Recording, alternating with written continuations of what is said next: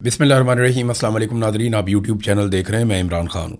Nadreen, Switzerland बर्गनस्टॉक में मुज़ाकरात चल रहे थे। बड़ी ड्रामाई सूरत हाल पैदा हो गई और बड़ी परेशानी हमने देखी शहबाज शरीफ के चेहरे पे भी, और अमेरिकन्स को भी हमने परेशान देखा। और ईरानी जो हैं वो बाइकआउट करके चले गए एक तकरीब का, और उन्होंने कहा जी हम यहाँ से अभी जा रहे हैं। वॉकआउट किया उन्होंने अपनी वजूहात भी बताई हैं, और वो वजूहात बज़ाहिर जायज़ भी लगती हैं।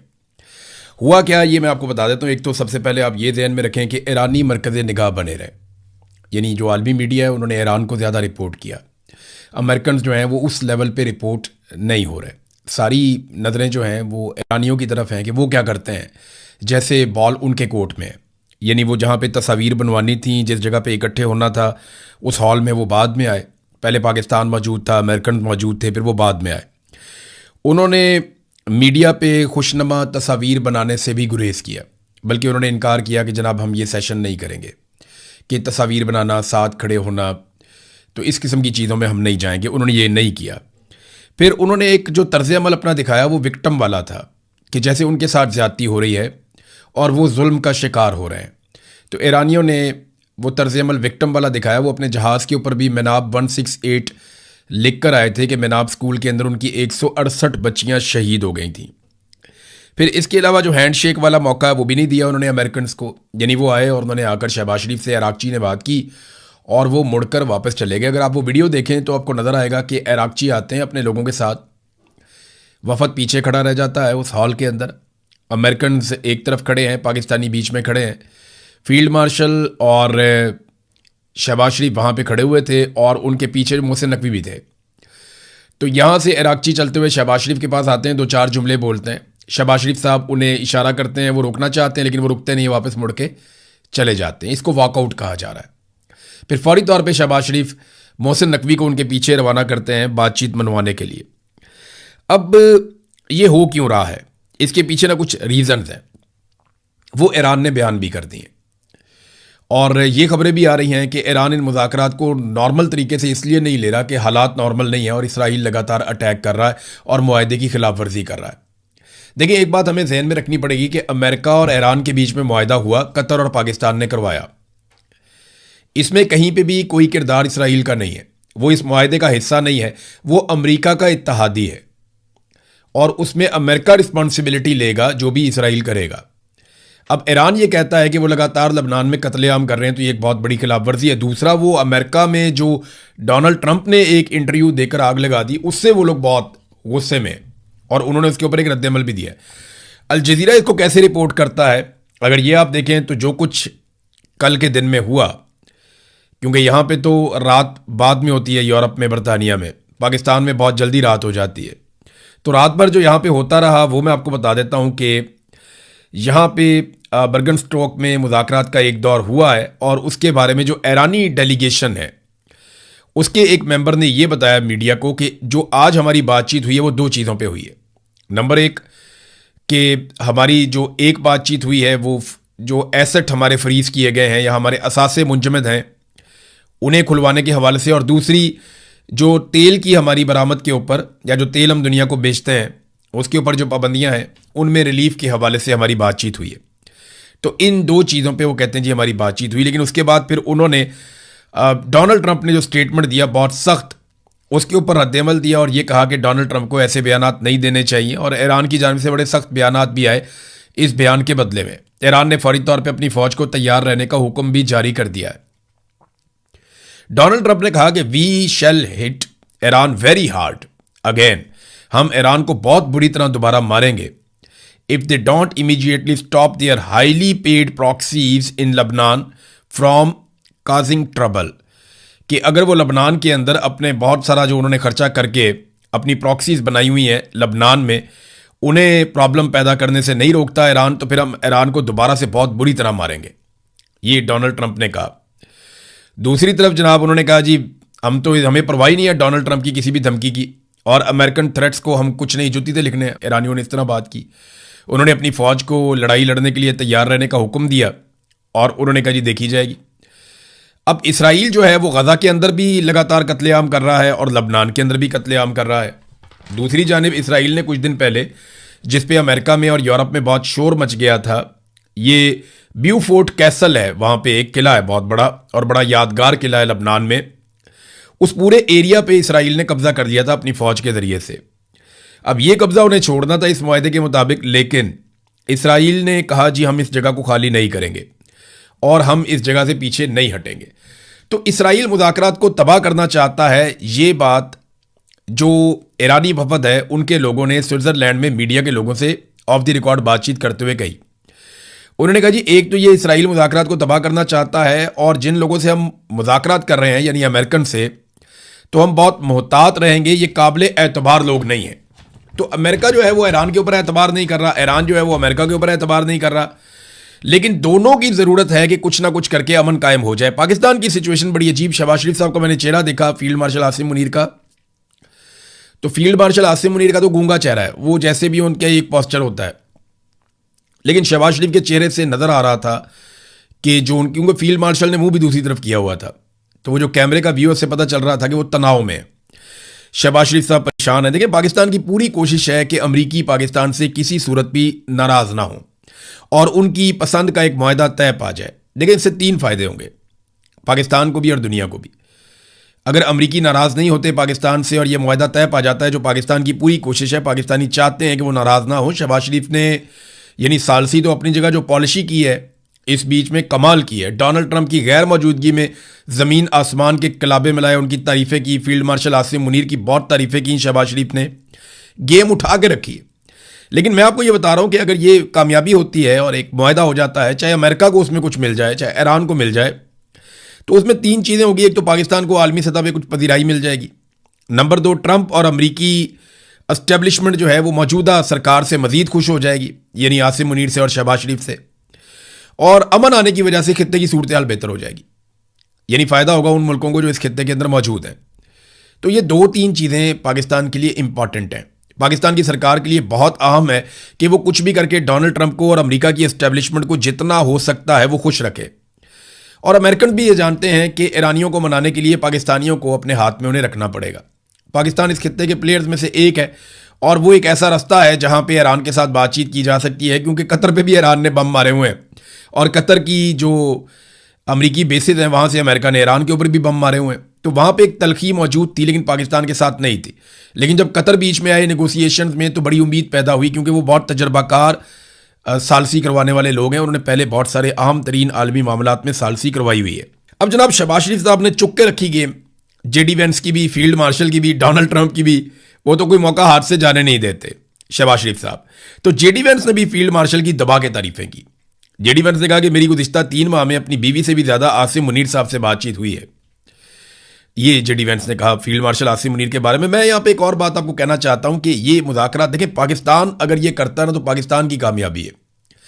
सालसी में अगर पाकिस्तान अपना कोई किरदार अदा करता है तो पाकिस्तान बतौर मुल्क इसके अंदर पाकिस्तान को फ़ायदा होगा। लेकिन ये काम सिविलियंस को करना चाहिए था। एक सरकारी मुलाजिम जो एक फ़ौजी ऑफिसर है, ये उसके करने का काम नहीं था। ये नामुनासिब बात है। इनकी ड्यूटी कुछ और है। इन्होंने जाके इंडिया से अपना पानी छुड़वाना है, इन्होंने कश्मीर को आज़ाद करवाना है, इन्होंने दहशतगर्दी को ख़त्म करना है। वो इनके टारगेट्स हैं जो ये पूरे नहीं कर पा रहे। तो ये सालसी और ये चीज़ें ये सिविलियन को, जो अवामी लीडर्स हैं, उनके करने वाला काम है। लेकिन पाकिस्तान में अवामी लीडर्स को पनपने ही नहीं दिया गया। जब भी कोई बड़ा अवामी लीडर बनता है या तो उसको गोली मार दी जाती है या जेल में डाल दिया जाता है या उसे न्यूट्रलाइज कर दिया जाता है। एक आध दफ़ा तो ऐसा हुआ कि मुल्क ही तोड़ दिया गया इस चक्कर में कि हमसे बड़ा अवामी लीडर कहाँ से आ गया। तो मिलिट्री एस्टेब्लिशमेंट हमेशा से चीज़ों को अपने कंट्रोल में रखने की ख्वाहिश अपने अंदर रखती है और वो यही काम करते हैं हमेशा से। देखें ना, जिन मुल्कों ने जंग लड़ी, चाहे वो ईरान है चाहे अमेरिका, आप लॉजिकली सोचें इसको। मैं ये नहीं कह रहा कि कोई बाइस्ड होकर बात करें, मैं आपको साफ बात कह रहा हूँ कि अपने दिमाग से सोचें आप कि अमेरिका ने ये जंग लड़ी, उसके फौजियों ने ये जंग लड़ी, ईरान ने ये जंग लड़ी, उसके फौजियों ने ये जंग लड़ी, कतर के ऊपर बम गिरे, कतर ने वापस वहां से मारे भी, उन्होंने अपने इंटरसेप्टर भी चलाए, लेकिन इन तमाम मुल्कों में से किसी का भी आर्मी चीफ नहीं आया। और पाकिस्तान एक सालिस है, पाकिस्तान इस जंग का हिस्सा नहीं बना, लेकिन पाकिस्तान का आर्मी चीफ सालिसी के लिए गया। ये काम सिविलियंस के करने का है। जब सिविलियंस ये काम करेंगे तो पाकिस्तान की ज्यादा इज्जत होगी। फौज को अपना काम करना चाहिए। कोई मुल्क अपने आर्मी चीफ को नहीं लेकर आता, उन्हें पता है उनका किरदार क्या है, उनकी ड्यूटी क्या है, उन्हें किस बात की तनख्वाह दी जाती है। वो उनसे वही काम करवाते हैं जिसके लिए उन्हें तनख्वाह देते हैं, इजाफी काम उनको नहीं देते, उन पर बोझ नहीं डालते। लेकिन यहाँ पे जो है वो खुद से ये बोझ उठाया गया और ख्वाहिश है कि हर जगह पे हमारा नाम होना चाहिए। तो इससे पाकिस्तान को क्या फ़ायदा हो रहा है? दुनिया ये जानती है कि जब आप डिक्टेटर के साथ डील कर रहे होते हैं तो आप सिर्फ उसको ये सहूलत दें कि आप उसके खिलाफ ना जाएं और आप उसके रजीम को तस्लीम रखें, तो वो आपके लिए कुछ भी करेगा। लेकिन अगर उसकी जगह एक सियासतदान होगा तो वो अपने मुल्क के लिए फ़ायदा भी मांगेगा, सरमायाकारी भी मांगेगा, वो अपने मुल्क की मफाद की बात भी करेगा। डिक्टेटर हमेशा अपने ज़ाती मफाद की बात करेगा क्योंकि वो गैर कानूनी तौर से आकर बैठा हुआ होता है और उसके ऊपर कोई इखलाकी जवाज़ नहीं होता उसके बैठने का, इखलाकी कानूनी आईनी जवाज़ नहीं होता। लिहाजा वो सारा कुछ करने के लिए तैयार हो जाता है जो उसको मालिकान कहते हैं। सियासतदान ऐसा नहीं होता, उसमें इतनी फ्लेक्सिबिलिटी नहीं होती। वो अच्छी डील कर सकता है इसलिए कि वो लेजिटिमेट होता है। तो ये काम सिविलियंस को करना चाहिए था, चाहे सिविलियन हुकूमत जो है वो चाहे जाली सही, लेकिन इसके बावजूद सिविलियन हुकूमत को ही ये काम करना चाहिए था। नादरीन, ईरान जो लड़ाई मैदान में नहीं हारा वो लड़ाई टेबल पे भी नहीं हारेगा, ये मैंने आपको पहले कहा था और बहुत सारे और लोग भी ये कह रहे थे। ईरानियों ने हर हाल में मुज़ाकरात भी करने हैं और ईरानियों ने हर हाल में इस जंगबंदी को बरकरार भी रखना है, ये मैं जानता हूं, आप भी जानते हैं। और अमेरिकन ने भी हर हाल में मुज़ाकरात भी करने हैं और जंगबंदी को बरकरार भी रखना है। अगर दोबारा झड़पें हो भी जाए तो इन्होंने बाद में जंगबंदी ही करनी है, क्योंकि इसके अलावा दोनों के पास रास्ता कोई नहीं है। अमेरिका बहुत दूर से आया हुआ, उसका बहुत बड़ा माली नुकसान हो गया। $80 अरब इजाफी मांग लिए हैं पेंटागन ने अमेरिका की पार्लियामेंट से कि हमें ज्यादा पैसा दो, हमारा बहुत नुकसान हो गया वहां पे। ये बहुत बड़ी रकम है, वो ये पैसा पूरा कैसे करेंगे? अरब मुल्कों से ही पूरा करेंगे जैसे वो हमेशा से पूरा करते चले आ रहे हैं। बहरहाल उम्मीद है कि पाकिस्तान मुआहदा करवा पाएगा, कतर मुआहदा करवा पाएगा। ईरान और अमेरिका को दोनों को इस वक्त मजबूत ऑप्टिक्स चाहिए, वो दोनों कमज़ोर नहीं दिखना चाहते। फिर लेकिन दोनों को जो है अमन की ज़रूरत भी है, ये भी बात एक हकीकत है। ईरान जो है वो दबाव बढ़ाकर मुज़ाकरात को थोड़ा सा लंबा करेगा और उसकी कोशिश होगी कि शराइत पर अमल दरामद करवाए, ख़ास तौर पे जो लबनान के अंदर हमास के ऊपर जो हमले हुए हैं, लबनान में हिजबुल्लाह पे और हमास के ऊपर जो अटैक हो रहे हैं लगातार, वो कोशिश करेगा इस हवाले से अमेरिका की जानिब से और बाकी ममालिक की जानिब से इसराइल को एक शटअप कॉल मिले, या कम से कम इसराइल को हमारे सामने अकेला छोड़ दिया जाए, फिर हम जाने और इसराइल जाने। तो ईरान इस नहज पे ले जाने की कोशिश करेगा, लेकिन डोनाल्ड ट्रंप ने दोबारा से थोड़ी इसराइल की साइड ली है और दबा कर ली है। नाज़रीन, पाकिस्तान ने और कतर ने कुछ रिपोर्ट्स के मुताबिक, और ये आलमी मीडिया में छपी हैं, इन रिपोर्ट्स के मुताबिक पाकिस्तान ने और कतर ने डोनाल्ड ट्रंप से ऑफ द रिकॉर्ड एक गुजारिश की है, दोनों ममालिक ने, कि आप थोड़ी नरमी इख्तियार करें अपने इंटरव्यूज़ के अंदर या अपने बयानात के अंदर, क्योंकि अभी मुज़ाकरात चल रहे हैं। यहाँ पे आप स्टेटमेंट दे देते हैं कि मैं उसको तबाह बर्बाद कर दूंगा, मैं उसको बहुत ज़्यादा मारूंगा अगर उसने ये ना किया, अगर उसने वो ना किया, अगर वो आपने हुरमस नहीं खोलेगा तो मुझे कुलवानी आती है, यहाँ से जो टैक्स लूँगा वो अमेरिका का होगा, वो ईरान का नहीं हो। जब आप ये स्टेटमेंट देते हैं और जो चीज़ें लिखी हुई हैं उनसे कंट्राडिक्ट करते हैं, आपके स्टेटमेंट उनके मुतजाद होते हैं, तो फिर मामला के अंदर कटाई पैदा होती है। तो पाकिस्तान ने और कतर ने बिल्कुल जायज़ एक मुतालबा किया है डोनाल्ड ट्रंप से कि जनाब आप ऐसा ना करें। अब आ जाए नाजरीन, पाकिस्तान के अंदर 2-3 खबरें हैं बड़ी इंपॉर्टेंट। नंबर 1 तो ये कि जो अवामी जॉइंट एक्शन कमेटी है उन्होंने कुछ फैसले किए हैं, वो मैं आपके सामने रख देता हूँ। इन्होंने एक एलामिया जारी किया है। इनकी एक मीटिंग हुई जॉइंट अवामी एक्शन कमेटी की 21 जून 2026 को, कल के दिन। तो उसमें चंद चीज़ें सामने आई। नंबर 1 ये, जम्मू कश्मीर जॉइंट अवामी एक्शन कमेटी 5 जून से अब तक हर तरह के जुल्म, जबर और शहादतों, गिरफ्तारियों, जख्मियों के बावजूद अवामी हकूक़ के लिए तारीख साथ जद्दोजहद करने पर आज़ाद कश्मीर भर के अवाम, ख़वातीन, बच्चों, ओवरसीज़ कश्मीरी अवाम को खराज तहसीन पेश करती है और आज़ाद जम्मू कश्मीर भर के ताजरान, ट्रांसपोर्टर्स को तारीख साथ लॉकडाउन पर खराज तहसीन पेश करती है और इस उम्मीद का इजहार और अपील करती है कि जुमला अवामुन्नास इस जिद्दोजहद को, तहरीक को कामयाबी तक जारी और सारी रखेंगे। नंबर 2, उन्होंने मौजूदा सूरत हाल पर पुरअमन हल निकालने के लिए किरदार अदा करने वाले जुमला वफूद बशमूल आज़ाद जम्मू कश्मीर बार कौंसल, ज़िलई बार एसोसिएशन, उलमा इकराम, सहाफ़ी हजरात, सियासी और समाजी कारकुनान, अमन जिरगा, कारोबारी शख्सियात समेत जितनी एसोसिएशन हैं और बाकी तमाम लोगों को उन्होंने मुस्बत अदा करने पर शुक्रिया अदा किया, मुस्बत किरदार जो अदा कर रहे हैं, और वो चाहते हैं कि मसला बातचीत के ज़रिए से हल हो। साथ ही उन्होंने कहा कि आइंदा भी जो कोशिशें की जाएंगी हम उसके अंदर मुस्बत कोशिशों को खैर मकदम करेंगे। फिर उन्होंने तीसरे नुक्ते में बताया कि हमारी जद्दोजहद मुकम्मल तौर पर पुरअमन है, अपने बुनियादी हकूक़ के हुसूल के लिए है, किसी मुल्क या इदारे के खिलाफ हमारी किसी किस्म की मुहिम जोई नहीं है। पाकिस्तान के कुछ मीडिया चैनल्स के जरिए इस जद्दोजहद को दहशतगर्दी या पाकिस्तान के खिलाफ करार देना सरासर गलत बयानिया है जिसको हम मुस्तरद करते हैं। पाकिस्तानी अवाम पर वादे करते हैं कि जम्मू कश्मीर जॉइंट अवामी एक्शन कमेटी पाकिस्तान और पाकिस्तानी अवाम की बका और सलामती के लिए दुआगो है। ताहम पाकिस्तानी हुक्मरानों की हमारे हकूक़ के बारे में पॉलिसीज़ को तनकीद का निशाना बनाना हमारा और पाकिस्तानी अवाम का मुश्तरका हक है। फिर नंबर 4 पॉइंट उन्होंने कहा जी कि बामानी मुज़ाकरात पे हम यकीन रखते हैं और कोशिश रही है हमारी हमेशा से कि मसाइल बातचीत के जरिए हल हों, लेकिन हुक्मरानों ने हमेशा बातचीत और मुआहदेजात को हमें धोखा देने के लिए इस्तेमाल किया, जिसकी वाज़ेह मिसाल 4 अक्टूबर 2025 का मुआहदा है जिस पर अमल दरामद नहीं किया गया। वक्त पूरा होने के बाद पुरअमन लॉन्ग मार्च को सबोटाज करने के लिए क्रैकडाउन किया गया, हमारे लोगों को खून में नहला दिया गया।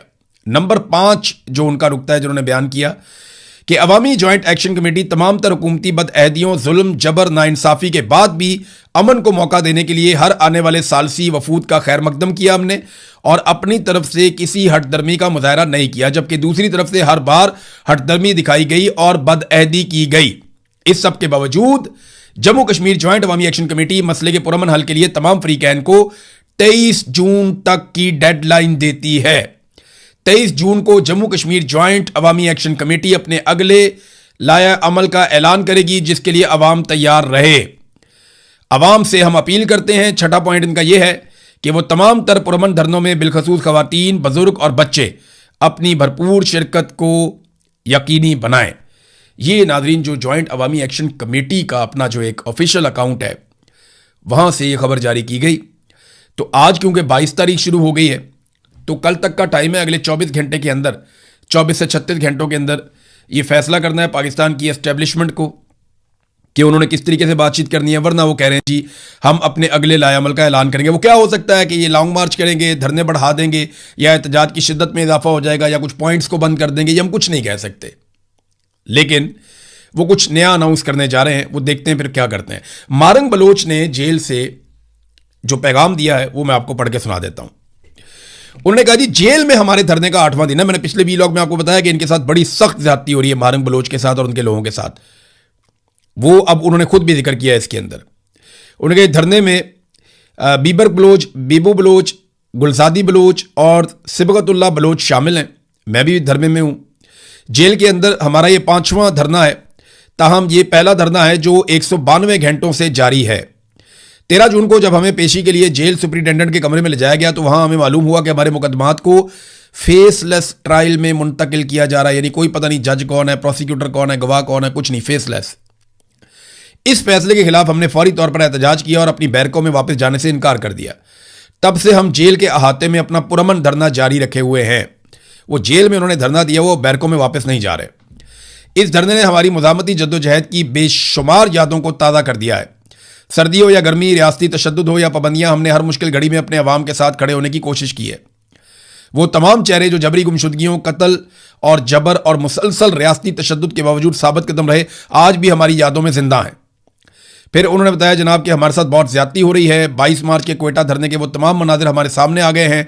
उन्होंने अपनी तमाम ज्यादतियां बारी बारी गिनवाई। फिर बताया कि हमें इब्तदा में 3 MPO के तहत हिरासत में लिया गया, उसके बाद 78 दिन तक रिमांड पर रखा गया। 11 अक्टूबर से हमारे जेल ट्रायल का आगाज हुआ और अब 12 जून को चीफ सेक्रेटरी के एक नोटिफिकेशन के जरिए हमारे मुकदमात को फेसलेस ट्रायल में मुंतकिल करने की कोशिश की जा रही है। यह है नाजरीन सूरत हाल। फिर उन्होंने चंद सवालात उठाए और रियासत से उन्होंने सवालात पूछे कि हमें इंसाफ क्यों फराहम नहीं किया जा रहा, हमें जो है वो फेयर ट्रायल का हक नहीं दिया जा रहा।